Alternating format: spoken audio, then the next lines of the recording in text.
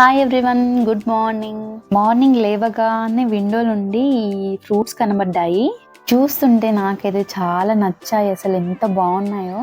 దూరం నుండి చూసి జామ చెట్టు అనుకున్నాను, బట్ జామ చెట్టుకి ఏంటి ఇలా ఉన్నాయి ఫ్రూట్స్ అని డౌట్ వచ్చి దగ్గర నుంచి చూస్తే జామకాయలు కావు ఇవి. జామ చెట్టు కాదు, బట్ సేమ్ చూడడానికి జామ చెట్టు లాగే ఉన్నాయి. ఆకులు కానీ పువ్వులు కానీ చిన్న కాయలు కానీ. ఈ ఫ్రూట్ మాత్రం చిన్న ఉసిరికాయలు ఉంటాయి కదా, అవి పెద్దగా అవుతే ఎలా ఉంటాయో అలా ఉన్నాయి. కలర్ కూడా కొంచెం అలాగే ఉన్నాయి, లైట్ గ్రీన్ గా వైట్ షేడ్ లో.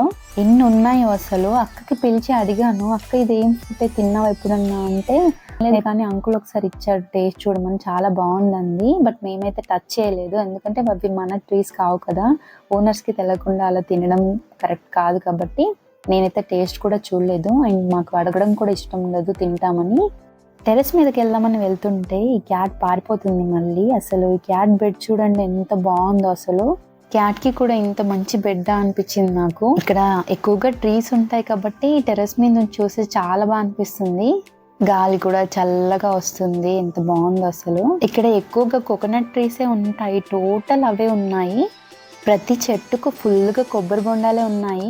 ఎక్కువగా ఈ ట్రీసే ఉన్నాయి. ఇన్ని కొబ్బరి బొండాలు ఉన్నా కూడా రేట్స్ అయితే మన సైడ్ లాగే ఉన్నాయి. 50 రూపీస్ 60 రూపీస్ ఉన్నాయి ఒక్కొక్కటి, మరీ తక్కువేం లేవు. మా చిన్నది ఇక్కడ ఎందుకు కూర్చుంది అర్థం కాలేదు. కొత్త డ్రెస్ వేసుకొని వచ్చింది, నన్ను ఊరికే పిలుస్తుంది వీడియో తీయమని. అసలు నేను ఇది నిజమేనా అనుకుంటున్నాను. పక్క బిల్డింగే, ఈ హౌస్ పక్కనే ఈ కోడి కనిపించింది, కోడి పుంజు. అమ్మో చాలా పెద్దగా ఉంది, దాదాపు ఒక 5 kgs వరకు ఉంటుంది. ఇంత పైనుంచి మీకు చిన్నగా అనిపిస్తుంది కానీ చాలా పెద్దగా ఉంది.